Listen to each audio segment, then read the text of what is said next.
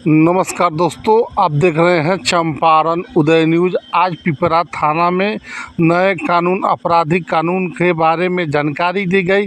पिपरा अध्यक्ष थाना अध्यक्ष सुनील कुमार ने कानून के बारे में विस्तार से इस पर चर्चा की। बहुत ही गणमान्य लोग भी उपस्थित हुए। पूर्व मुखिया संजय सहनी, कोचिंग के छात्र छात्राएँ, राम जन्म सहनी के कोचिंग के छात्र छात्राएँ एवं अनिल जी के भी कोचिंग के छात्र छात्राएँ यहाँ उपस्थित हुए। और जैसे कि वीडियो के माध्यम फ़ोटो के माध्यम से आप देख रहे हैं इस वीडियो में कि आप यहाँ पे सुनील कुमार जी पिपरा थाना अध्यक्ष बैठे हुए हैं। और दोस्तों, आप इस वीडियो के बारे में क्या सोचते हैं, कमेंट सेक्शन भी खुला हुआ है, कमेंट करके ज़रूर बताइएगा। दोस्तों, जैसे कि आपको विदित है कि आज से पूरे देश में एक नया कानून लागू हो गया है। उस कानून को, नया आपराधिक कानून को आज से लागू किया गया। उसी के विषय में पिपरा थाना में गोष्ठी आयोजित की गई। गोष्ठी पर बहुत ही विस्तार पूर्वक से पिपरा थाना अध्यक्ष सुनील कुमार जी ने विस्तार से चर्चा की और लोगों को कानून के बारे में जागरूक किया। और इस मौके पर बहुत ही काफ़ी संख्या में लोग उपस्थित हुए, बुद्धिजीवी लोग भी उपस्थित हुए। आप इस वीडियो के बारे में क्या सोचते हैं, कमेंट सेक्शन खुला हुआ है, ज़रूर बताइएगा। और वीडियो में भी आपको हम दिखाने का प्रयास करेंगे कि पिपरा थाना अध्यक्ष सुनील कुमार जी क्या कह रहे हैं। तो लगातार आप वीडियो में बने रहिए। पिपरा थाना अध्यक्ष सुनील कुमार जी क्या कहते हैं, उन्हीं के वीडियो के साथ हम आपको छोड़े जाते हैं। तो आप वीडियो अच्छा लगे तो शेयर ज़रूर करिएगा। तो चलिए सीधे जुड़ते हैं। पिपरा थाना अध्यक्ष सुनील कुमार जी इस गोष्ठी में क्या कर रहे हैं। आप सभी का बहुत बहुत धन्यवाद।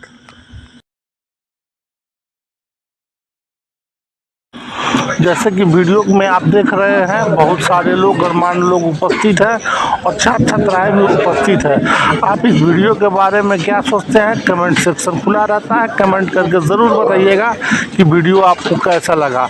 इस मौके पर सुभाष चंद्र गुप्त, फिर पूर्व मुखिया संजय सहनी, छात्र छात्राएँ भी उपस्थित थी। छात्राओं की संख्या भी काफ़ी रही।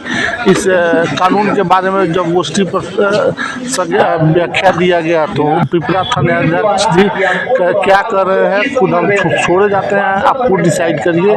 वीडियो अच्छा लगे तो शेयर जरूर करिएगा। आप सभी का बहुत बहुत धन्यवाद। अब वो नहीं कह सकता है कि हम मेरे मोबाइल पर आप नहीं भेजें। उसको माना जाएगा कि वो संबंधित प्रतिवेदन का, संबंधित पब्लिकेशन का, जो भी संबंध है उसका तामिला वो कर लिया। उसको पुलिस हो या कोर्ट हो, जहाँ हो, उसको ये कोर्ट में है कि न्यायालय की अनुमति से, थाना में है क्या आप जो पीड़ित है वही ध्यान दे सकते हैं। ये कानून हो गया है। अच्छा, पहले जो दस्तावेज था, दस्तावेज हम लोग समझते थे सिर्फ जमीन का दस्तावेज, समझते थे ना।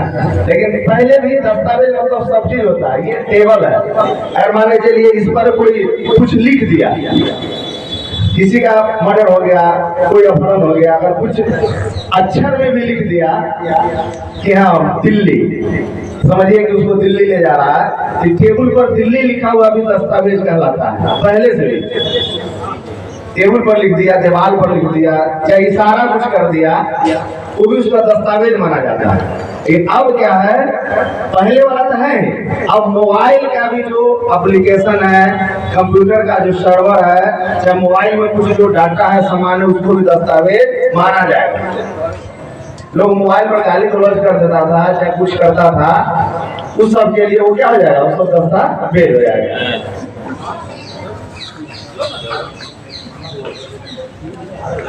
और एक चीज है, तलाशी और जब्ती की वीडियोग्राफी की जाएगी।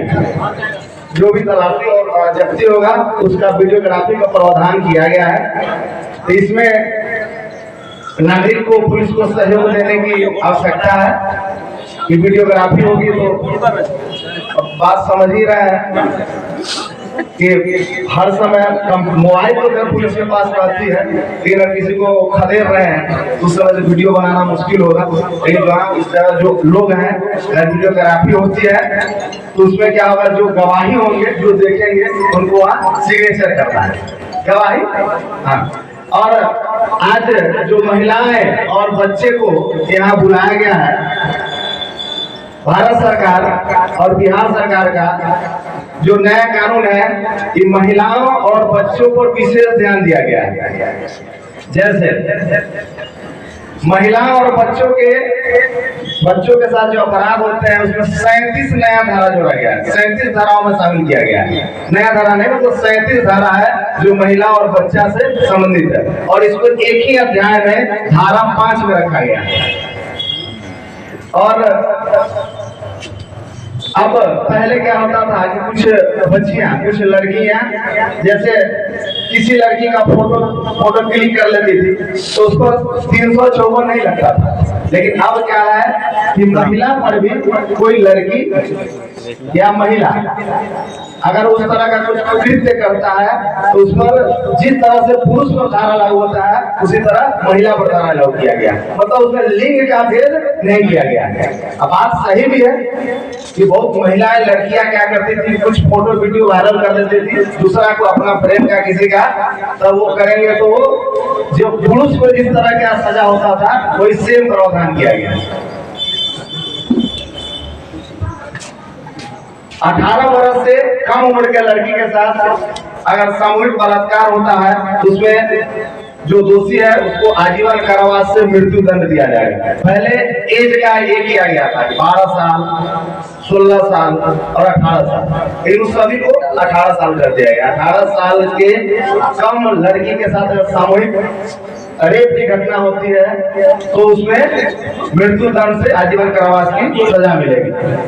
एक चीज और नया प्रावधान किया गया है, जैसे जो बच्चियां हैं उन लोगों के लिए बहुत ही ये लाभदायक है और इससे बचने की जरूरत है। आप लोगों को भी ये है कि जैसे झूठा प्रलोभन देकर, जैसे बहुत लोग शादीशुदा होते हैं, कहते हैं कि वो भी कुंवारे हैं और बच्चियां के साथ मतलब जो भी है अपना शादी का प्रलोभन देते हैं या कुछ करते हैं झूठा वादा करके कि हाँ तुम सब शादीशुदा नहीं भी है, कहते हैं कि ठीक है तुम मेरे साथ भी रहो, हम 10 साल के बाद 5 साल बाद शादी करेंगे, लेकिन बाद में शादी से वो मुकर जाते हैं। तो अगर कोई झूठा वादा या नकली पहचान बनाकर किसी के साथ अगर यौन शोषण करता है तो भी आपराधिक कृत्य माना जाएगा, वो भी आपराधिक कृत्य है।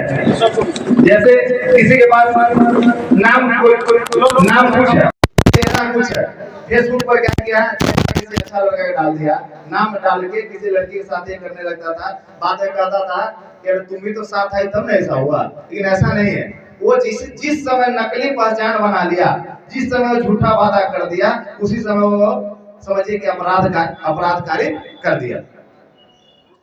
और वो पहले बोले थे वही चिकित्सा के लिए 7 दिन के अंदर बलात्कार पीड़िता का मेडिकल रिपोर्ट है वो जांच अधिकारी के पास भेजना अनिवार्य हो गया।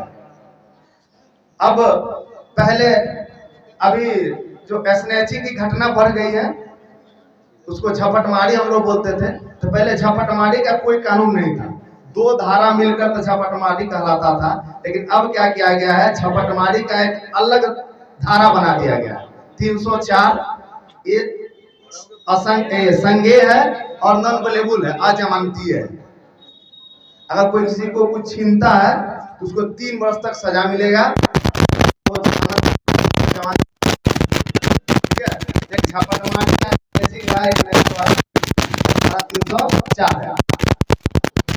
अब बीच में हम लोग सुनते हैं कि कहीं कहीं भारत के एकता, अखंडता, संप्रभुता को चोट पहुंचाने के लिए कुछ लोग जैसे भारत में कुछ उस तरह के नारा लगाते हैं, कुछ उस तरह का वीडियो शेयर करते हैं, जैसे भारत के अखंडता, संप्रभुता क्या है कि भारत की एकता, अखंडता, संप्रभुता, सुरक्षा और आर्थिक सुरक्षा के लिए खतरा पैदा करने वाले किसी समूह में आतंक फैलाने के लिए किए गए कृत्य को आतंकवादी गतिविधि मानी जाएगी। मतलब सीधा साफ है इसमें कि आतंकवाद मतलब ये नहीं कि जो दूसरे देश। भारतीय न्याय संहिता 2023 पहले दंड प्रक्रिया संहिता था जिसको हम लोग इंग्लिश में CRPC बोलते थे, अब वो BNSS हो गया है, भारतीय न्यायिक BNSS, भारतीय न्याय नागरिक सुरक्षा संहिता 2023। तीसरा है भारतीय साक्ष्य अधिनियम, पहले भारतीय साक्ष्य अधिनियम था, उसको हम इंग्लिश में बोलते थे इंडियन एविडेंस एक्ट IEA, लेकिन अब उसको हम लोग बोलेंगे भारतीय साक्ष्य अधिनियम, मतलब इंडिया नहीं, अब भारतीय साक्ष्य अधिनियम बोला जाएगा। और जो ये नया कानून बना है आज से पूरे भारत में लागू हो रहा है। ये जो नए कानून है नागरिक को मानवाधिकार को देखकर बनाया गया है कि नागरिक को अधिक से अधिक सुरक्षा मिल सके। और ये जो नया कानून है भारतीय संसद से पारित 3 नया आपराधिक कानून 1 जुलाई 2024 से लागू होने जा रहा है। इसमें मानव अधिकारों को और मूल्य को केंद्रित किया गया है। और पहले भारतीय दंड संहिता IPC में 511 पाकिस्तान के लिए फंडिंग करते हैं, विदेश के लिए फंडिंग करते हैं, तो आर्थिक सुरक्षा खतरा हुआ तो उसको भी आतंकवाद ही कहा जाए। आज कोई यहाँ का एकता है, अखंडता है, संप्रभुता है, और इस पर अगर कोई चोट पहुंचाता है और कुछ उस तरह की बात बोलता है जिससे भारत में कानून व्यवस्था बिगड़ता है तो उसको आतंकवाद माना जाएगा। पहले कानून था राजद्रोह, मतलब इसमें जो बच्चे सब पढ़े लिखे हैं, चाहे आप लोग भी हैं, भारत एक राज्य है बोला जाता है ना, तो हम लोग भी सोचते थे कि भारत राज्य कैसे होगा, है ना। नागरिक में पढ़ना है कि भारत एक राज्य है, हम लोग सोचते हैं देश है, लेकिन कानून कहता है कि भारत एक राज्य है। तो उधर खैर विशेष विस्तृत जानकारी आप लोग को है, आप पढ़ते भी हैं, तो इसीलिए पहले राजद्रोह कहा जाता था। हाँ, अब देशद्रोह कहा जाए। राजद्रोह के बात हटके अब क्या हो गया, देशद्रोह हो गया। अब कोई भारत की एकता अखंडता में अगर कोई व्यवधान उत्पन्न करता है तो उसे कहा जाता कहेगा कि वो देशद्रोही है।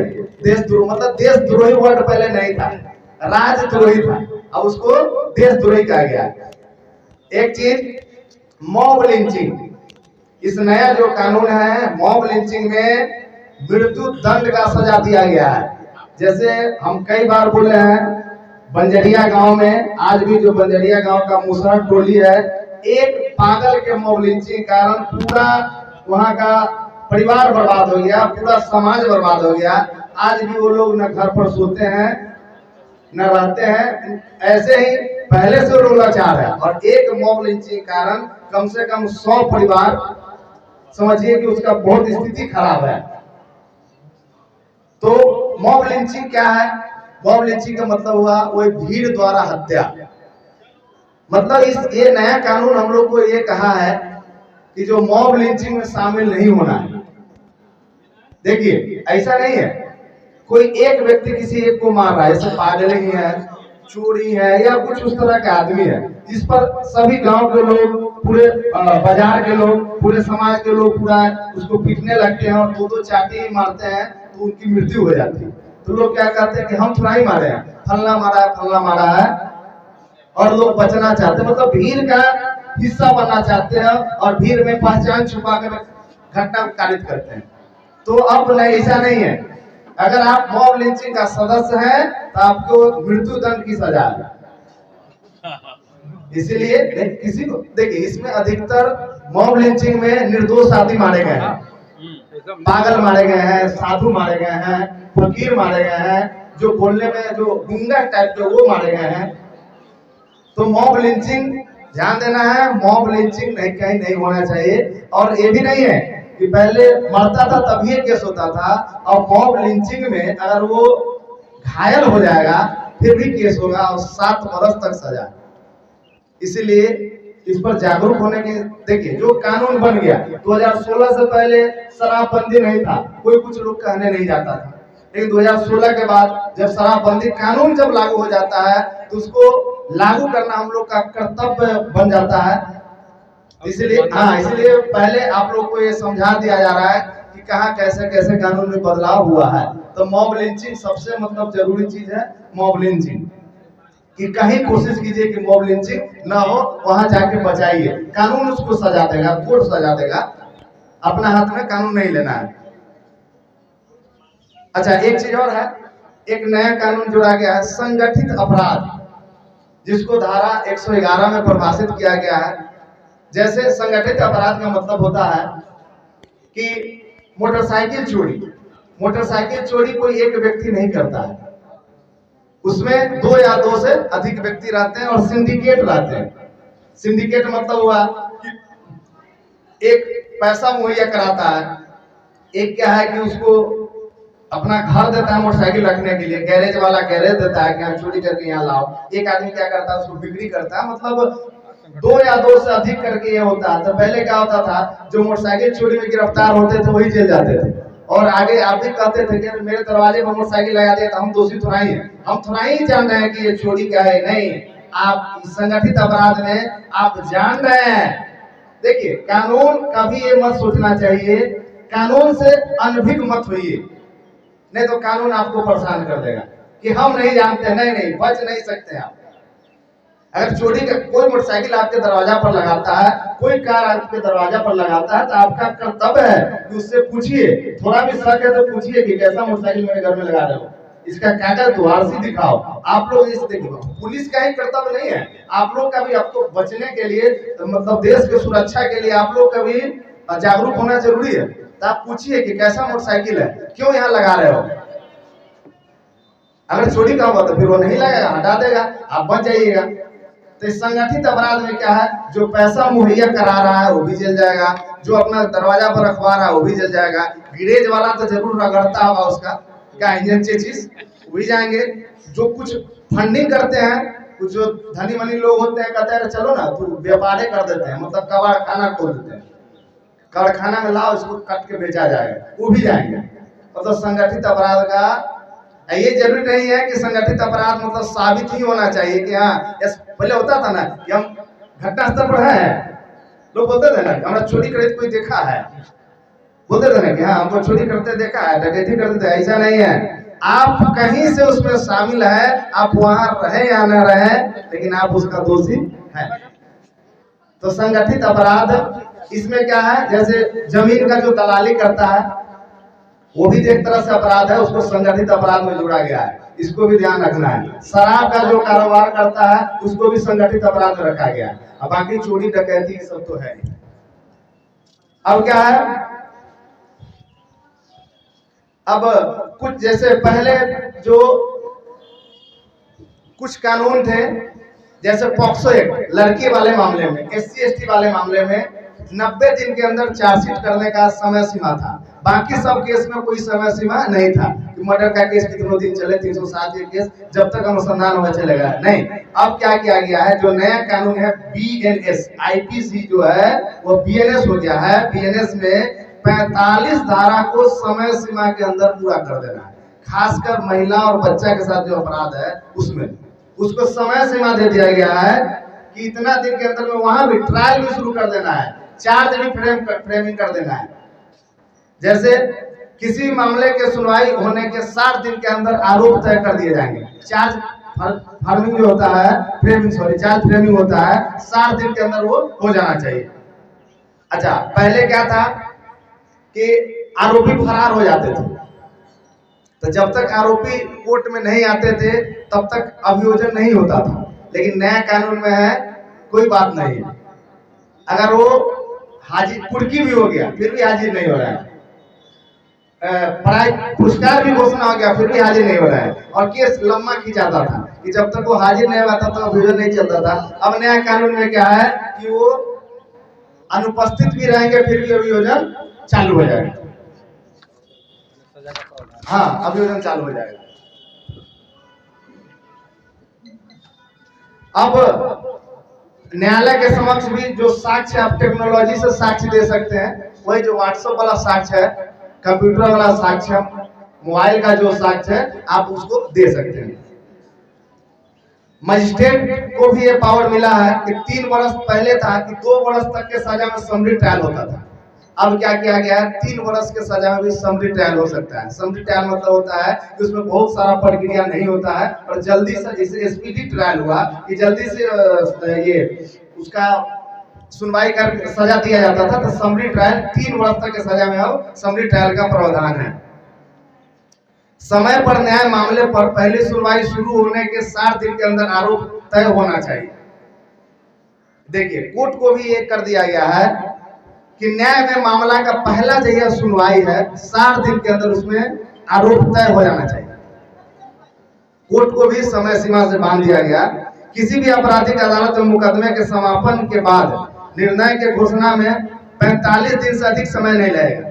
जैसे कोई भी केस जब चलता था, जब उसका निर्णय होता था, तो उसमें 2 महीना, 3 महीना, 4 महीना, 6 महीना भी लग जाता था। लेकिन अब 45 दिन के अंदर में कोर्ट में जो निर्णय हो गया उसको सुना देना, मतलब बाध्यता हो गया कि 45 दिन के अंदर निर्णय नहीं सुन, निर्णय अगर हो गया कोई चीज में तो बता देना है।